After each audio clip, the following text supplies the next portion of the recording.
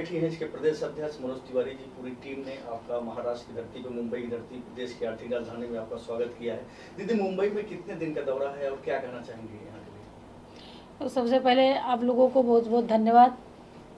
हमारे आने पर आप लोग आए, और उसके बाद हमारे प्रदेश अध्यक्ष जी जो हैं वो आज जब से मैंने हिंदू समाज पार्टी में उनको जोड़ा है उसके बाद से वो इतना एक्टिव हैं।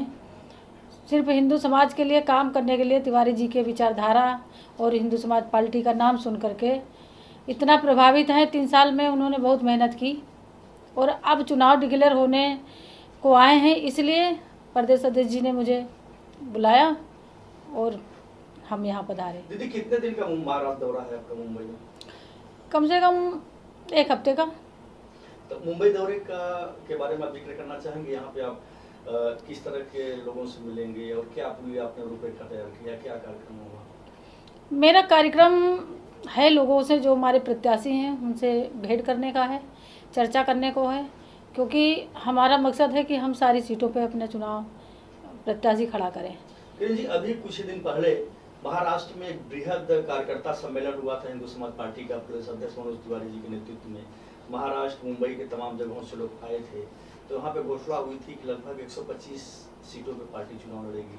तो चंद दिन बाद ही महाराष्ट्र में चुनाव होने विधानसभा के, तो क्या तैयारियां हैं? कितने सीटों पे तैयारी प्रत्याशी? लगभग सारी सीटों पे। हम एक भी सीट नहीं छोड़ना चाहते हैं। हम सारी सीटों पे अपने प्रत्याशी उतारेंगे और पूरे जोर शोर से अपनी पार्टी के लिए तैयारी कर रहे हैं। प्रमुख मुद्दे क्या होंगे महाराष्ट्र विधानसभा? प्रमुख मुद्दे हमारे प्रदेश अध्यक्ष जी जानते हैं यहाँ के, क्योंकि हम तो अभी आए, पहली बार मेरा आना हुआ। प्रमुख मुद्दे जो लोगों के हैं वो तो हमारे प्रदेश अध्यक्ष जी जानते हैं। ये तो डाटा वही बनाएंगे कि क्या हैं हमारे मुद्दे यहाँ के, और बाकी जो हमारे स्तर से है वो हम सारी चीज़ आपको बताएंगे। बाकी तो प्रदेश अध्यक्ष जी बताएंगे आपको।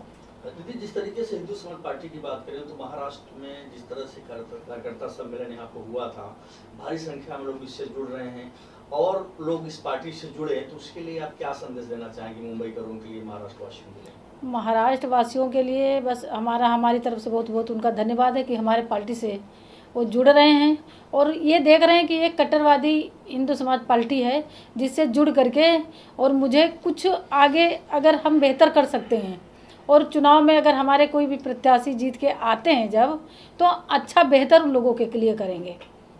चलते आखिरी सवाल, मनोज तिवारी जी जो प्रदेश अध्यक्ष हैं, इनके लिए क्या कहना चाहेंगे? जिस तरीके से पार्टी का जनाधार बढ़ा रहे हैं, उनके साथ जिस तरीके से पूरी टीम जुड़ी हुई है, कार्यालय में भी जोरदार स्वागत किया गया है, तो क्या कहना चाहेंगे? मनोज तिवारी जी का तो हम धन्यवाद कर ही रहे हैं कि हिंदू समाज पार्टी के लिए बहुत बेहतर तरीके से काम कर रहे हैं। और हमारे जो भी इन्होंने जो अपनी विचारधारा, जैसे कि हमारी विचारधारा कट्टर हिंदूवादी की है, तो जो हम अपनी विचारधारा लोगों तक पहुंचा रहे हैं उनका भी बहुत बहुत धन्यवाद है।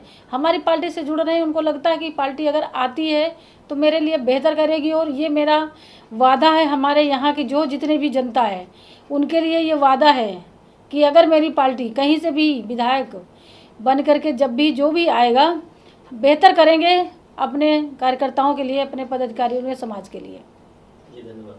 मनोज तिवारी जी, आप हिंदू समाज पार्टी के महाराष्ट्र प्रदेश अध्यक्ष हैं। इसके राष्ट्रीय अध्यक्षा किरण तिवारी जी का कार्यालय में आगमन हुआ है, क्या कार्यक्रम है? पूरे जो है चुनाव भी है, चुनाव को लेकर अभी जहाँ जहाँ हमने प्रत्याशी खड़े किए हैं, पिछले टाइम हमने कुछ घोषणाएं की थी, कहीं कुछ दिक्कत नहीं आनी चाहिए, इसके लिए पहले से हम लोग प्रिपेयर है।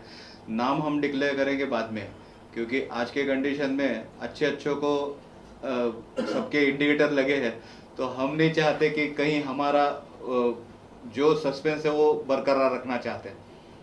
महाराष्ट्र की बात करें तो जिस तरीके से राष्ट्रीय अध्यक्ष किरण तिवारी जी का आगमन हुआ है, पूरा जो है कार्यालय एक तरह से पूरा भगवामय हुआ है, और हिंदू विचारधारा को लेकर के किस तरह से आप इस कार्रवाई को आगे बढ़ाएंगे? हिंदू लोगों के लिए जो 10 साल से हम लॉलीपॉप ले रहे हैं, जनसंख्या नियंत्रण कानून, उसके ऊपर मैं बहुत ज़्यादा फोकस करूँगा।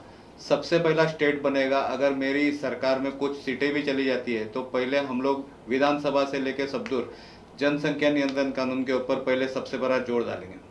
मनोज तिवारी जी, इस पार्टी के, हिंदू समाज पार्टी के फाउंडर प्रेसिडेंट स्वर्गीय कमलेश तिवारी जी का बलिदान दिवस को लेकर के भी आप कुछ कार्यक्रम करने वाले हैं। कार्यक्रम कहाँ पर होगा, क्या रूपरेखा है इस कार्यक्रम? 18 तारीख को उनका बलिदान दिवस करके हिंदू समाज पार्टी पूरे हिंदुस्तान में जहाँ जहाँ हमारे ऑफिस है वहाँ मनाया जाता है, क्योंकि एक ऐसा नेक बंदा जिसने हिंदू को जगाने के लिए अपनी जान की बाजी लगा दिया और ऐसे छोटे छोटे बच्चों को छोड़ के गया है, और बच्चों को छोड़ के दीदी हमारे समाज के कार्य के लिए निकलती है, तो ये बहुत बड़ी बात है। लेकिन धर्म के बारे में दीदी पीछे नहीं हटी। कमलेश जी के जाने के बाद में उन्होंने फिर कमान संभाली और फिर वापस हिंदू लोगों के लिए अपने संघर्ष के लिए चालू हुई है। अभी सर आपने महाराष्ट्र का दौरा भी किया था, तो किस तरह से लोगों का जुड़ाव हो रहा है हिंदू समाज पार्टी से? कैसा जिस तरीके से लोग जुड़ रहे हैं उसको क्या कहना चाहेंगे? मेरे साथ में जैसे पीछे मैंने जब मेला रखा था तो उसमें मेरे साथ में लिंगायत समाज के मनोहर धुंडे सर थे, बंजारा समाज मेरे साथ में है, उसके बाद में बजरंग दल, अंतर्राष्ट्रीय बजरंग दल दिनेश पाटिल मेरे साथ है, और कुछ छोटी मोटी पार्टियां अभी मेरे साथ में और जुड़ी है, लेकिन उन्होंने कहा है कि अभी हमको डिक्लेयर नहीं करना है, तो वो जब इलेक्शन डिक्लेयर हो जाएंगे जब वो मेरे साथ में आ जाएंगे। जैसे कि राष्ट्रीय अध्यक्ष महोदय ने कहा यहाँ पे कि पूरे महाराष्ट्र के सभी सीटों पर चुनाव पार्टी लड़ रही है, तो मुंबई में जो है किस तरह से आप दावेदारी क्या तैयारियां चल रही है? मेरे साथ में मैंने जैसे अभी कहा कि हम लोग सब यूपी से बिलोंग करते हैं और हमारी संख्या यूपी की काफ़ी सारी है, और दीदी उसी के लिए हमने बम्बई के तौर पे बुलाया है। तो बम्बई में काफ़ी सारे हम लोग 100-200 के, जैसे शिवाजी महाराज गनी में कावा खेलते थे उस तरीके से हम 50-25 हमको न दिखाते थे, हम लोग ने पहले से ये कोशिश करनी चालू किया था और उसको सफलता हासिल हो चुकी है। तो क्या उम्मीदें हैं जिस तरह से तैयारियां चल रही है, क्या उम्मीदें हैं, कितनी सीटें आपकी आएंगी? मैक्सिमम से मैक्सिमम तो आनी चाहिए, क्योंकि पब्लिक बहुत परेशान है कि भाई 2 शिवसेना, 2 राष्ट्रवादी, कांग्रेस अपने तरह से काम कर रही है, राष्ट्रवादी कांग्रेस अपने तरीके से काम कर रही है। लोग हमको पूछते हैं कि आप भी ऐसा ही करोगे क्या? जैसे पीएम ने भोपाल में बोल दिया था 70,000 करोड़ का घोटाला करेंगे और तीसरे दिन उनको पारितोषिक दिया, तो ये कुछ बातें हमसे भी की जाती है, तो हमारे भी पॉलिटिशियन पार्टी को कलंक लगता है कि करता कोई है भरता कोई है। पब्लिक के दिमाग में हर पॉलिटिकल पार्टी चोर है, इस तरीके से उन्होंने कि भाई ये बुलाते किस लिए है और करते किस लिए है। तो मैं ये जनता से अपील करूंगा कि हमारी पार्टी ये जितने भी भ्रष्टाचारी है इनका पूरा का पूरा बंदोबस्त करेगी, और इनका मैं ऑलरेडी 70,000 करोड़ का क्लीन चिट, आदर्श घोटाले का क्लीन चिट कौन से बेस पे दिया गया उसकी डिमांड करेंगे।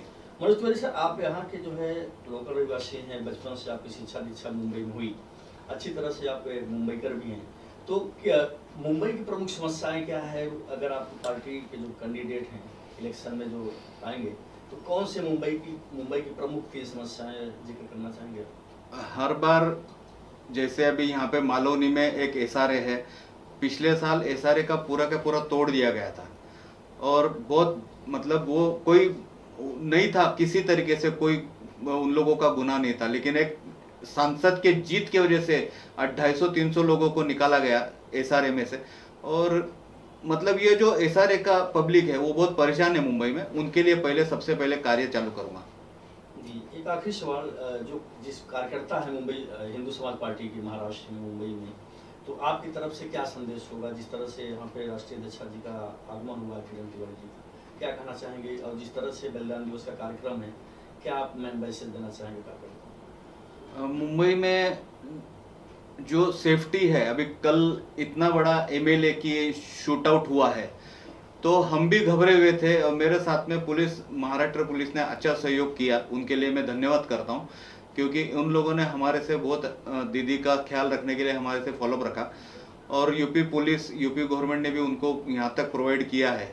तो आप समझ सकते हो कि कितना सेंसिटिव दीदी इतने एरिया में आई है। और मैं चाहता हूं कि भाई जो भी कार्य करते हैं हमारे साथ में जुड़ रहे हैं, तो वो एक ही हमारे मकसद से जुड़ रहे हैं कि वह कट्टर हिंदू है। इसमें जो समाज एक आता है जो डायरेक्ट गर्दन तोड़ने की बात करता है, वहाँ पे हमको कहीं ना कहीं बंदोबस्त करना पड़ेगा, उसके बगैर चारा नहीं है, नहीं तो आने वाली 2 जनरेशन खराब हो जाएंगी, इतना मैं आपको दावे के साथ कह सकता हूँ। Thank you sir. मुंबई और महाराष्ट्र के लिए युवाओं के लिए आप क्या संदेश देना चाहेंगे हिंदू समाज पार्टी को? जैसा कि आज हम महाराणा प्रताप जी की धरती पर, छत्रपति शिवाजी महाराज की धरती पर आज यहाँ पर हमारा आगमन हुआ है, और जैसा कि मैंने यहाँ पर देखा, युवा बहुत ही अच्छे रूप में हमारी पार्टी से जुड़ रहे हैं और बड़े मजबूती से जुड़ते जा रहे हैं। और साथ ही मैं ये चाहता हूँ युवाओं को संदेश देना कि युवा सारे हमारी पार्टी के साथ मिल करके आगे बढ़ें और कार्य करें। और उसके साथ साथ जो युवाओं में जोश है, जो पढ़े लिखे युवा हैं, जो इस समय बेरोजगार हैं, जिन्हें नौकरी का भी अभाव है, जिन्हें घर चलाने का धन का अभाव है, जो शिक्षित हैं, अच्छी अच्छी डिग्री लेकर के सड़कों पर घूम रहे हैं, छोटे छोटे रोजगार करने को किसी चीज़ में मजबूर हैं, तो मैं चाहता हूं कि ये जो सरकार है ये अराजकता की सरकार है, जिसके राज में लगातार मर्डर हो रहे हैं और जिसके राज में लगातार भ्रष्टाचार फैलता जा रहा है और जिसके राज में जो सरकार स्थिर नहीं है। हम अगर उत्तर प्रदेश में बैठे हैं तो वहीं से राजनीति शुरू होती है पूरे देश की और वहीं पर आकर समाप्त होती है। रही बात महाराष्ट्र की, तो यहाँ पर एनसीपी रही हो, कांग्रेस रही हो, शिवसेना रही हो, बीजेपी, सबने जनता को धोखा दिया है और धोखा देने के साथ साथ केवल अपनी जेब भरने का काम किया है। जनता को महंगाई की तरफ धक्का दिया है, युवाओं को बेरोजगार के कुएं में डाला है और जितनी भी महिलाएं बेटियां हैं वो सब आज के समय में सुरक्षित नहीं है। और जहां तक आप देख रहे हो आए दिन लगातार जो मेरी पार्टी का मेन एजेंडा है वो है इस्लाम से जो अराजकताओं को फैलाया जा रहा है, जैसे कि आपका लव जिहाद का मुद्दा है, धर्मांतरण का मुद्दा है, जमीनों को कब्जा करने का मुद्दा है, अवैध जितने भी स्ट्रक्चर है उनको निर्माण करने का मुद्दा है, मठ और मंदिरों को क्षतिग्रस्त करने का, मूर्तियों को तोड़ने का मुद्दा है, युवाओं को भटकाने का मुद्दा है, नशे की ओर ले जाने का मुद्दा है, धर्म से भटकाने का मुद्दा है। इन सारी चीज़ों को हमारी पार्टी ने एक लक्ष्य स्थापित किया है कि जितने भी मठ और मंदिर हैं उनकी सुरक्षा हमारी पार्टी करेगी। जिस दिन वो सत्ता में आएगी उसके प्रतिनिधि सत्ता में आएंगे और उसके साथ ही साथ जितने भी मंदिर हैं उसके 1 किलोमीटर 5 किलोमीटर तक के दायरे में कोई भी मांस और मदिरे का सेवन ना होगा और ना उसकी बिक्री होगी, क्योंकि ये भूमि छत्रपति शिवाजी महाराज की भूमि है। यहाँ पर मांस और मदिरा नहीं चलता है और ना कभी चलेगा। तो ये सरकारों ने केवल एक ही एजेंडा बनाया कि हमें केवल धन कमाना है, अपनी जेबों को भरना है, अपने रिश्तेदारों को भरना है। उन्हें जनता से मतलब नहीं है। जनता क्या कर रही है? जनता मर जाए। आज किसान आत्महत्या कर रहा है, युवा बेरोजगार सड़क पे भीख मांग रहा है, ठेला लगा रहा है, पकौड़ा तल रहा है। तो आप ये बताइए इस देश का भविष्य क्या है? आज आप जनता को फ्री में राशन उपलब्ध करा रहे हैं, 1500 रुपए की भीख दे रहे हैं जनता को, महिलाओं को। क्या उन्हीं महिलाओं को सशक्त करके पढ़ा लिखा करके क्या आप उनको नौकरी नहीं दे सकते? उन्हें एक सुरक्षित समाज नहीं दे सकते? रात में 2 बजे अगर महिला जाती है तो वो डरती है, उसे भय रहता है कि कहीं हमारे साथ, जैसे कि आप सारी घटनाएं जिस तरह से रेप व बलात्कार किडनैपिंग की देखते हैं। आज अभी हाल ही आपके दिनों में हमारे आने से पहले एक बहुत बड़ा मर्डर हुआ, शूट आउट हुआ, जो कि हमारे लिए चिंता का विषय है। अगर ऐसी सरकार होती, इतने सारी चीज़ें सरकार के पास, जितना भी ATS वगैरह सारी चीज़ें हैं, खुफिया सूचनाएं हैं, अगर वो भी यहाँ पे सुरक्षित है तो हम कैसे मान लें कि हम सुरक्षित हैं? ये एक महाराष्ट्र सरकार पर भी सवाल है, उसकी मशीनरी पर भी सवाल है। और जिस तरह से मैं चाहूँगा कि युवा जुड़ें, हमारे साथ आएँ और एक बेहतर भविष्य का निर्माण करें। जिस तरह से सरकार प्राइवेटाइजेशन की तरफ से लोगों को सरकार की तरफ धकेल रही है, एक ऐसा मोटिव निकाले, एक ऐसा कुछ ना कुछ ऐसा मंत्रालय बनाए जिससे एक तो हमारे धर्म की रक्षा हो। मेरी पार्टी आज ऐलान करती है कि हम सनातन रक्षा बोर्ड का निर्माण करेंगे, उसका गठन करेंगे और साथ ही साथ बेरोजगारों के लिए एक बेरोजगार बोर्ड का भी गठन करेंगे, जिसमें बेरोजगार अप्लाई करेगा और उसे एक निश्चित शुल्क भी दिया जाएगा जब तक हमारे प्रतिनिधि उसको नौकरी नहीं दिला देते हैं। महंत पांडे जी, अगर मुंबई की बात करें जी, तो ये मुंबई काफी युवा बिल्कुल धड़कन है, बड़ी संख्या में युवा रहते हैं। मुंबई के युवाओं के लिए आपकी तरफ से क्या संदेश है? अगर पार्टी आपकी यहाँ जीती, बिल्कुल मैं चाहता हूँ मुंबई के युवाओं को किस तरह से आप रोजगार? देखिए, हम ये चाहते हैं कि युवा ने सबको मौका दिया, कुछ वोट करने के लिए तैयार हो रहे हैं, कुछ ने वोट करके बैठे हैं। हमारे जैसे लोग वोट करके सरकारों पर भरोसा करके बैठे हैं और उन सरकारों ने केवल धोखे के अलावा उनके साथ कुछ नहीं किया।